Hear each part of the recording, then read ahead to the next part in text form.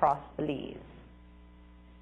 About 400 primary school children gathered in Belize City today for day 2 of what is billed as the first State of the Nation conference.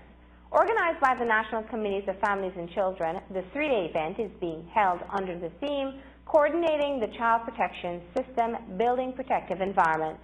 On Monday, the conference looked at the exploitation and abuse of children, and today the focus shifted to advocacy. News 5's Andrea Polanco reports. Over 350 students from ages 10 through to 14 from across the country gathered at the Belize Elementary Auditorium for the State of the Nation Children's Conference. The aim is to increase awareness and foster a participatory attitude among the children to be advocates of change. Today, we've turned the focus on children, and we've asked them, one, how can they be involved in advocating for their own rights? And we've also been trying to inspire them to think of themselves as change agents and understanding that they have a role to play also in protecting themselves and in participating in issues that affect them. And so today is an exercise in inspiring them to be more active in their communities, in their homes and their schools. And it's also a way for NCFC to encourage young people to be advocates. I see the setting is quite interactive. What has the response and the participation been like from the children? They've loved it. You know, one of the things we were keen to make sure it wasn't a day of school.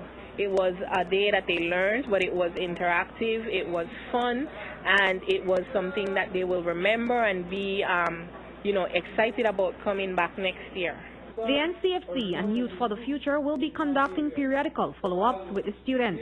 What we wanted to do is that through a pledge activity, is a different type of activity.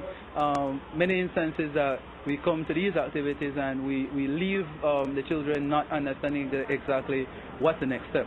And so what we created was to, through the form of a pledge, what these children would then do is that whatever pledge that they believe that they could go to their community or their schools or whatever environment and see what is realistic for them to achieve in terms of their participation. And within 3 months' time, what we want to do is to follow up with them to see exactly how far did they get with that, as well as a 6, 9, and a 12-month interval just to check in with them. And we know that it's not necessarily easy when you know, even us when we set goals, it's not necessarily easy to set goals and have them achieve within any specific time period. But what we want to do is that if they have any challenges or any opportunities that they think that could be linked in, for example, the Youth for the Future or any other agencies that is doing something for young people, the Scouts, the Guides, the Duke of Edinburgh program, whatever program exists, how is it that they could make their linkages to ensure that their pledges either evolve or other linkages are made to that. The participants were gifted with a small bag of educational materials, which Moody says contains a special little book called Agenda 2012. We gave them a children's agenda because we felt that as young children, they needed to know about their rights, one, and so it's like a communication tool to teach children about their rights. And it's also a fun little book for them to keep track of how their year is going.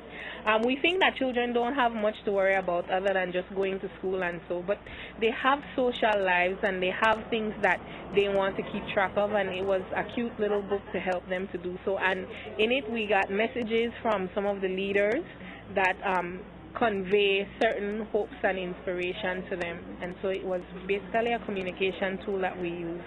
Reporting for News 5, I'm Andrea Polanco. Day 3 of the conference has been postponed until the Prime Minister is back in the country.